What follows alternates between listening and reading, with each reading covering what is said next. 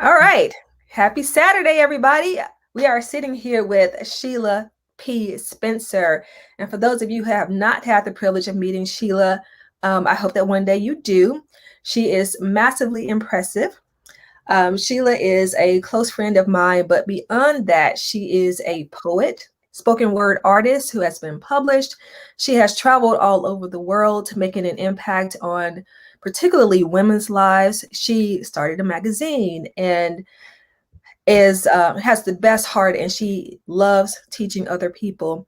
So you are in for an awesome treat today. I hope that you have some questions for Sheila and allow her to share parts of her journey that may inspire you and give you a little heads up on how your own path can be molded in an arena that a lot of people do not enter, whether it's because they're afraid or they don't have their voice. But Sheila definitely has hers, and we are fortunate to have her sitting here today to share more about her journey. Thank you so much, Sheila, for being here. Thank you. I'm excited. Glad to be here. So we're going to start off with, how did you even get here, Sheila? I mean, if somebody looked at your passport, they would be like in awe. So I know I am. So I think one of the things that I like to say that starting off growing up, I grew up in California, so we were always taking little trips. Even born and raised in LA. Even if we took little trips to Santa Barbara, San Diego, or taking road trips, one of the things that my parents, especially my mother, instilled in me is the love of travel, and that travel gives you an opportunity to experience new places and new people, and that you can go anywhere you want to go. And I think one of the reasons she instilled that in me when I was young was that so that would become a part of who I am. That would be a part of the fabric of my life, that traveling is normal. It's like breathing. So I'm glad she instilled that in me. So whenever I had an opportunity going overseas to study, I always took advantage of those opportunities to travel. I was blessed to have an opportunity to work for our denomination, where I was a program director, first as a program director for the women's ministries. And as part of that job, we took trips every year connecting with our international sisters all over the world. So that was another avenue so getting paid to travel, and that's been a blessing. So it's just been, I love to travel. Travel is a piece of who I am. So one of the adjustments I've had to make this past year was um, this is 2020 is the year that I was in an airport maybe twice. And you know me personally, that is not the norm for me. So it made me this past year hold on to my travel memories. And that's one thing about travel. Travel is something that no one can take away from you. No one can take away those experiences. So I think I lived off of those travel experiences this past year. So how do you think that traveling informed your writing? I think here in growing up in the United States, we have a particular worldview. I think that once you step out of the country, you step out of the place, you're able to connect with people in their place. You're able to learn about different cultures. You're able to engage in conversation. I realize, in a sense, even though I felt I wasn't, I think as Americans, we have this rush culture, do this, or we like things scheduled and planned out. One of the things about travel, especially being in different places, is I found what I've loved is a different sense of time. I remember when we were in Italy, our tour director said, you are in Rome. I want you to enjoy all of Rome. When you're here, I want you to relax and embrace, and I want you to savor it. I want you to taste it. And I think about that when I've traveled other places, Congo and Ghana and other places where I've been able to taste, to travel, to experience it through all five senses. And travel slows you down. It makes you grateful for those relationships and experiences. So even when you come back, I have a different view. I have a different worldview. It just shapes you and makes you a better person. And if I had all of the money in the world, I would make it possible for students before you graduated from high school to take an international journey for that experience. I love it. Travel opens up your eyes in so many ways. And I love travel experiences. It's amazing. It's my happy place. It is. Ooh, Yeah, it is. It's all of those things. And it does shape how you even, not only how you look at your country, but how you look at relationships. It shapes how you view the news. exactly. Because Exactly. that perspective, yeah, it makes it much more personal. Yes. So outside of traveling, you write, you perform, and a lot of people have heard of chicken soup. Yes. Chicken soup for the soul. I mean, those books have been distributed in the millions across the world, and you are actually in one of them. So Yes. this is how you got there. Yes. It's a very good story. So I love chicken soup. My mother instilled in me, both of my parents actually instilled in me a love of travel and a love of reading. I am a voracious reader. I love reading. Reading is life. So I've read most of the chicken soup. So one of the chicken soups was Chicken Soup for the African American Soul. Loved it. There were poems that I almost knew by heart. So I was at a writer's event in Los Angeles, and they had a book fair. So they had a central stage, a writer's stage. So what they did is they invited up the authors of certain books that were being presented to read from their books. So I knew that the Chicken for the African American Soul, Chicken Soup for the African American Soul book was there. The writers were there. So there was a woman, Carol Ross Burnett, she wrote a poem, and I love that poem. I just love that poem, and I love that story. So she's up and she's reading her story, and I'm in the front, and I'm like almost reading along with her. And then she stops and she looks at me, she goes, "You know my story." And I was like, "Yes." And we actually became friends. So she goes, "You know I said, "I know your story." And then Lisa Nichols, who was simply amazing. Lisa Nichols, coach extraordinaire, just mentor. She was the one that was the person that was in charge of almost the editor, putting the stories together, bringing them together. Right. She was sharing her story. I loved that story. And I remember her looking at me from the stage and saying, "I feel your spirit." So afterwards, I actually had a copy of the book, so I got it and had people autograph their stories. And I went up to her, we embraced, and she said, "I just felt your spirit. I just felt your energy when I was on the stage, your energy." And she says, "We're working on a new book, Chicken Soup for the African American Woman's Soul. And I want us to stay connected. I want your information. So we're going to be collecting stories, and then you collect stories, and then there's a selection process." And so we became friends. I mean, she did writers' workshops and all these different pieces. And so I remember submitting poems because I noticed there weren't a lot of poems. So I submitted poems. And I remember them saying poems usually don't really usually go for stories, not usually poems, but I submitted 2 poems and both poems were received. And the blessing is we had the book signing. There were opportunities where we did a couple of tours, went to Arizona, a couple of other places. Carol Ross Burnett and a couple other friends and Lisa would go, and we'd have the time to connect. And it was just a wonderful opportunity.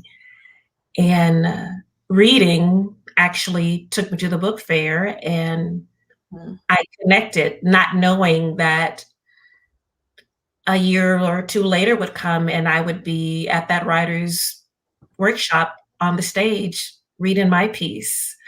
So I love it. It was just a wonderful and amazing experience. So I love There is it. so much in that story. One, you took the chance, because Yeah. some people in those moments and they go, oh man, I wish I would. I wish I was brave enough to say, and you actually did it.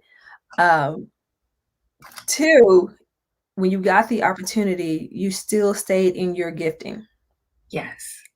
You know, even though you like narrative, you flow in poetry and you stay there as opposed to trying to fit or go into this other mold because that was what was typical.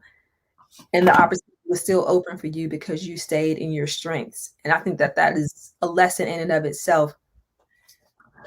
That I listen to Lisa Nichols in the morning sometimes, and she still talks about putting that together. And even though I knew you were in the book, it's so crazy how you just think something. I knew you were in the book because we talked about it before. But when she mentioned it, I was like, wait, isn't that the same book that Sheila was in? So that's awesome. It's awesome that you made that connection, and it's awesome that you went for it. Hopefully, more people would take the opportunity to go for it because Chicken Soup still looks for contributors. Constantly. I'm on the email list constantly. Chicken Soup for the Soul, look them up constantly. They are constantly putting out, I'm getting emails all the time. Chicken Soup for the caregiver soul, Chicken Soup for the miracle, Chicken Soup for the senior soul, Chicken Soup for the pet owner. They're the franchise. They are constantly looking for contributions, Including youth. They're looking for youth too. So if yes. you know somebody who writes, you know, tap into the opportunity. And you know, the worst thing that they can say is no. And even if they say no, at least you would have gone through the process of, you know, what it feels like to submit your work. And if they review it, then great. You know, you may discover along the way that this might not be the best opportunity, but they may contact you the next time. So, you know, take your shot. Mm-hmm. Take your shot like Sheila did. And keep it. And because you've written it, it's been written, whether it's accepted or not, it's yours. Mm-hmm. So when other opportunities come along, I found that sometimes I've written something for one thing that didn't go through, but it was meant to be for something else. So write it, and you may and contribute it somewhere else. Put it on, make a blog, put it on your blog. Just find a way to, there's so many ways we can find ways to share it. That's true. So my next question for you, Miss Sheila. Yes. Why did you start writing? Wow. I think I was in maybe the 7th grade. I had an English teacher named Miss Ross. And I always enjoyed writing. I would be the one that would make up cards. You know, my mother would give me paper crayons. I'd make up cards and these little poems. I didn't think that it was anything special. So we had to do a report in English class. And I think I wrote the report in the form of a poem. And so when we got the reports, she turned in the reports back to the class. She said, Miss Sheila, can you, I need to speak for you a minute about your paper. So I thought, oh, did I do something wrong? I mean, you know, teacher stays after school, like, why are you gonna stay? And so she goes, she knew my next teacher. So she said, hey, I talked to your next period teacher and told them that. So she said, it's fine. So she said, I want you to take this and I want you to read this. And she had written a note. She'd written me a letter and said, I was tired, I was grading papers, and yours was the last one. It brought a light to my day. And I want you to know that you are a writer. This is a gift. And I think that's when I realized that I was just doing it. I just enjoyed doing it. But when she said, this is a gift, this is a gift. You have a gift. So she actually became a mentor for me in a lot of ways. Met her when I was like 7th grade. And the thing is, when I went to high school, my senior year, she actually ended up being a teacher at my high school. Oh, wow. So it was just this full circle. And she encouraged me to write. And I think that was a moment where I realized that it was a gift, that sometimes you do something so easily, you assume that everyone else does it. But I think that's where you realize where your gift is. It's what you do and breathe. It's like breathing. You do it naturally and you think that everyone else does it naturally too. But that's when you know you're in your flow and your gift. And I appreciated that piece. And I'm going to look her up. I'm going to look her up now. But she was such an encouragement to me. And I realized that writing is a way that I vent. Sometimes if I want to say something, it's easier for me to write it out first, or maybe write something, or I can pour out my feelings that way. I've been able to write prayers. Writing gives me life. And I think one of the opportunities from the pandemic, it's made me go deeper into my writing. Writing gives me life, and I need to have that reminder that it's a gift, but it's a gift I can share to others, but it's a gift that I give to myself. It sustains me. It's how I release. That's beautiful, Sheila. I write to live. Even if nothing's ever published again, I write to live. Ooh. You're getting emotional on this show? Yeah. Well, I think it's a great moment for the people who are watching to see a little bit of your gift. Okay.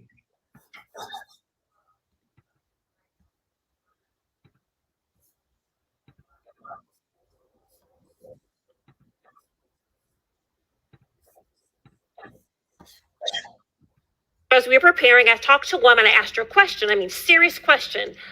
And I asked, what's the scariest thing about jumping out of a plane? I really asked that. And my friend said, your question answered your question, Sheila. What's the scariest thing about jumping out of a plane? Jumping out of a plane. But as I went back to the woman, her answer made me pause. She said, I don't know if I'd call it scary, but pay attention to what happens to you the moment before you let go. The moment before you let go. Get in the plane with my instructor, 5,000 feet in the air, 10,000 feet in the air, 15,000 feet in the air, 15,000 plus feet in the air. My instructor strapped behind me, and I'm just about to make the leap. But right before my instructor says, Sheila, you need to be still for a few seconds. Let me create a visual for you. Half of me is seated in the known comfortable confines of the plane, and the other half of me literally is out in the limitless, endless, unknown sky. I'm literally between the comfort of the plane, and the rest of me is literally just hanging out there in the air. It was just a few seconds, but it felt like forever. And what my body was saying is, this is an unnatural position. I was not created to be caught between comfort and letting go. And literally my body was screaming, you either get back on that plane or you jump out of it. But either way, you need to make a decision. I was not created to be paralyzed between these two places. At that moment, my instructor says, are you ready? And me, completely terrified out of my mind, said, let's do this. Leaped out of the plane. And at first I was still holding it like this. And I could gently hear him say, Sheila, completely surrender so you can enjoy this experience. And once I completely surrendered, it was amazing. I felt that I was soaring through the air, and the whole time I'm going, this is the soul.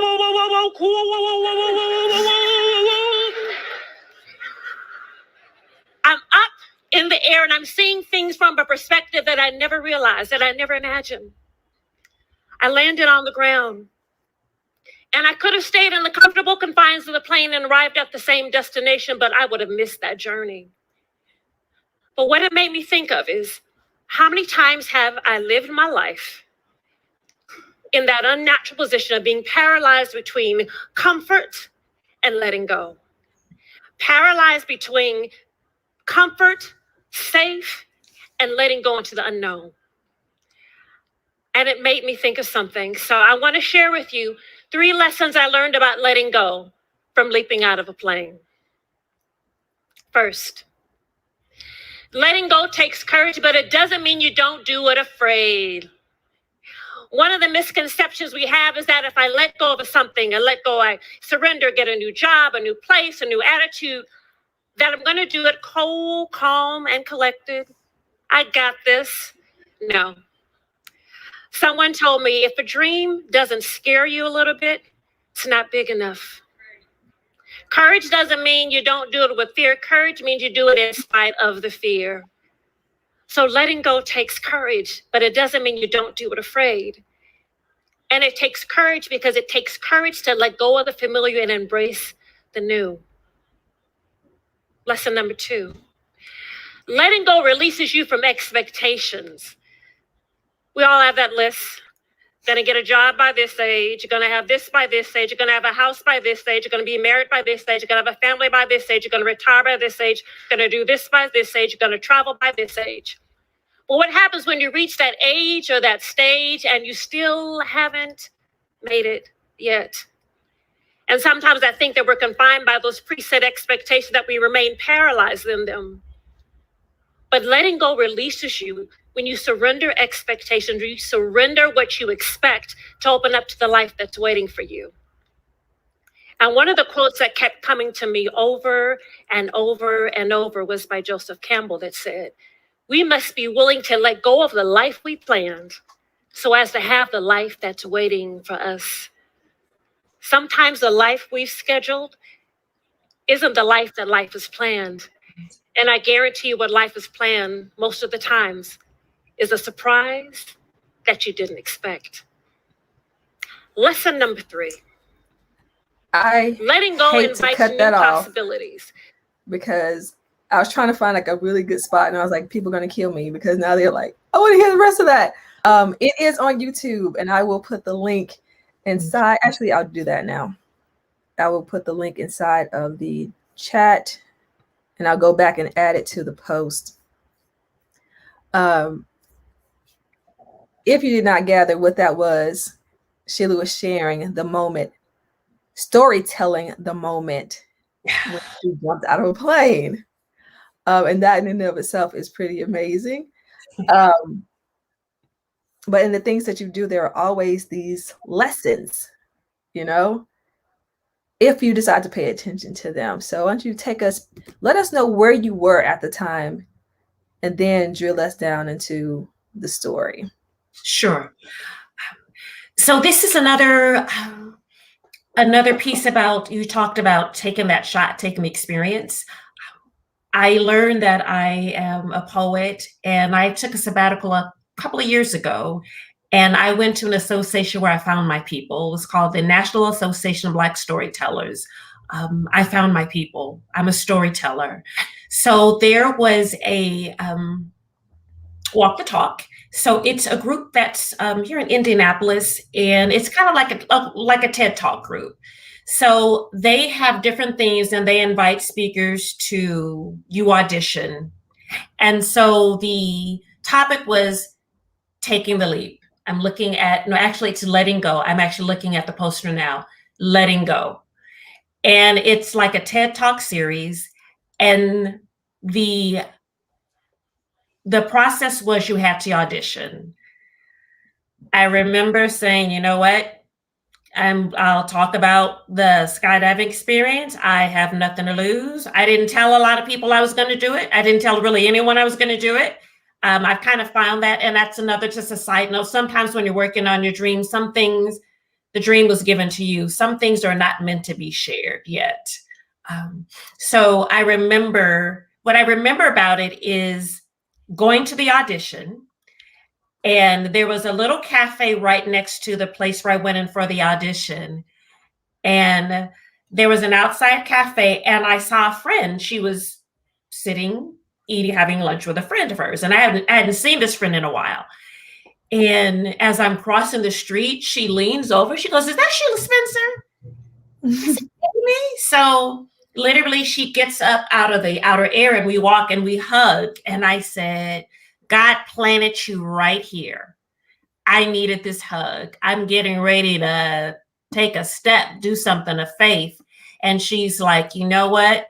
Then take this hug as just confirmation that you're doing what you're supposed to do." And I went in and did the piece. And I remember after I did it, they were just like silent. And I'm like, "Is that good? Is that bad?" And then I realized later it was good. They were like, we were so caught up with the story. So I was able to do it. So we had about 5 speakers talking about letting go, and people that I'm still in touch with. So I'm so grateful for Stephen Ross and the whole letting go, the whole experience. I'm just like looking at the poster, and that's what I'm looking up at. And it was just an amazing experience. And it's a reminder to me, even listening to it now, it's like a sermon that I'm preaching back to myself. Sheila, you need to let go of some stuff and leave. And I just realized that I maybe channeled it, and I did another recording of something earlier today, and I just channeled it. That's why I just realized that I'm wearing the same thing. So yeah. And so I talked about actually the experience of letting go. Yeah. And then the third lesson that before it cut off, I talked about, there are people that are waiting for you on the other side of your leap.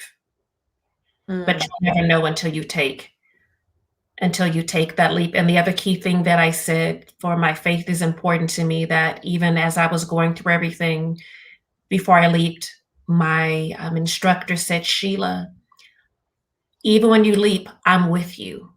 You're connected to me. You might not be able to see me. You might not be able to hear me, but you're connected to me, and I'm not going to let you go." So that was my reminder that Christ is always with me. My spirituality is important to me, that I'm connected. I'm connected to Christ, connected to people who poured into me, connected to the ancestors. That connection, whether I see it or hear it or even feel it, I know that is there. So that was my experience. I relive it. Each time I see it. It preaches to me and convicts me. Wow. Thank you. Moments like that are just continued reminders, and even that extra layer of the people who are waiting on you to live into who you are and to activate your gifts. And sometimes I think we get caught up that hesitation is like when you don't really think about the people who are impacted by your hesitation.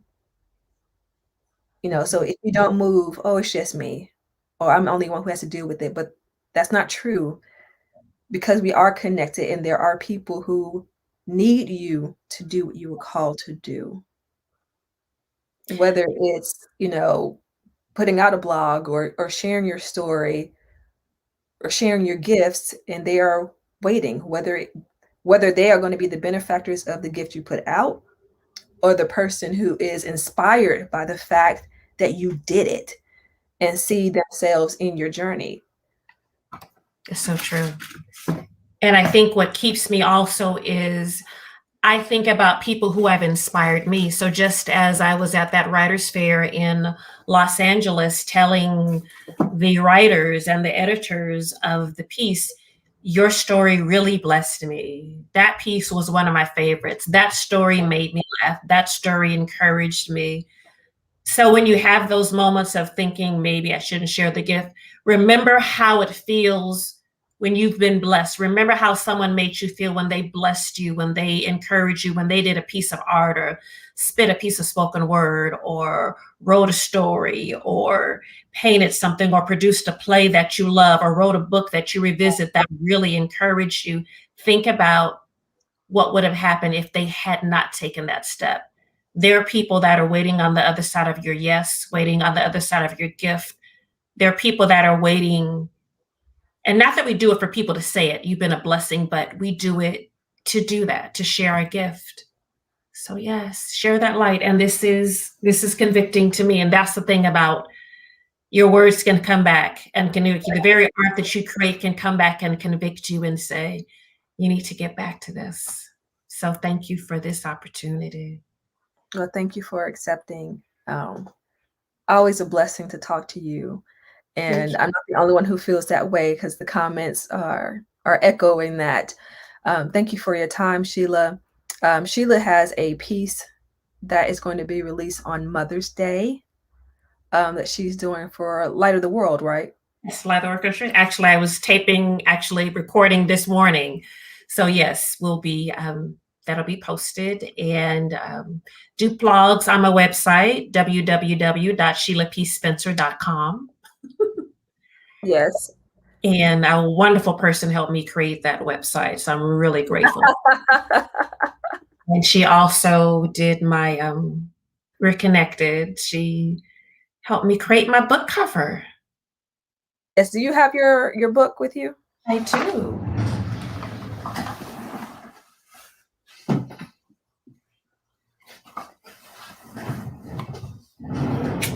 This is From the Jewelry Box. And this cover was created. My book cover designer was LaShaundra. She could do this. And that is stepping out of your comfort zone, because I did not do book covers, but Sheila's my friend and she asked. So and my publisher, I worked with a publisher, self-published, but she was a writing coach, Vanessa Collins, shout out, thank you.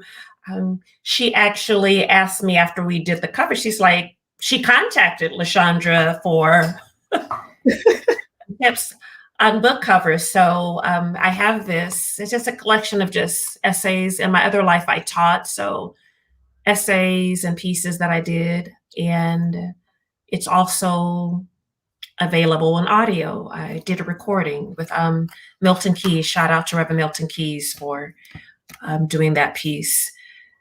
So, but that's all on the website too. And you can already tell that Sheila is fantastic at storytelling. So you can only imagine what it's like as she's reading through her book. So please check that out. I will put the links on the Facebook page, and I'll go back and put them in the post for those who are trying to connect and find her work. Thank you guys for joining in today. Thank you, Sheila, for being here. Thank you for inviting me. I'm excited. Thank you so much. No problem at all. So our next person who will be sitting in that box next to me is Tim Hamons. And Tim is a visual engagement strategist. So he actually sketches and draws for meetings and helps people to get beyond just writing and sitting and helping them to conceptualize visually what they're actually hearing. He is based in Singapore. So our timing will be a little different next week. It won't be in the midday. It will be 7 in the evening, which will be 8 a.m. for him. So even though that's a little different, please join in. He does some amazing work. We have been very fortunate of having some wonderful people share their stories. I'm looking forward to talking to Tim. And as you can see from this conversation with Sheila, they always have something amazing to share that you can gain if you are an artist, or if you just interested in this world or know somebody who is. Please share it along so that other people will be blessed by these stories and even find out how they can go in similar journeys. Thanks, guys, and I will see you next Saturday.